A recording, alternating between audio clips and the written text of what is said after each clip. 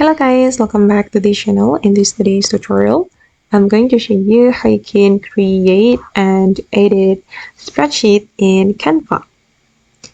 Okay, let's get into it guys. First of all, open up the Canva website or Canva app, and then you're going to go to the Sheets menu here.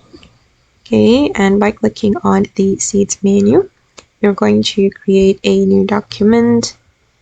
Okay, and here you will be able to create a spreadsheet document, or you can upload your own sheet if you want. Just go to the upload and upload files here, and then you can choose your spreadsheet file or Microsoft Excel file.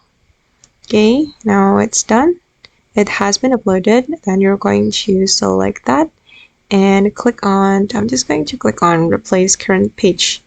Okay, now the data has been added to my sheet in Canva. Okay guys, and that's all the way to create spreadsheet or edit spreadsheet in Canva. I hope this video will be useful for you guys. Thank you so much for watching. And if you found this tutorial useful, don't forget to like, comment, share, and also subscribe to this channel. Bye!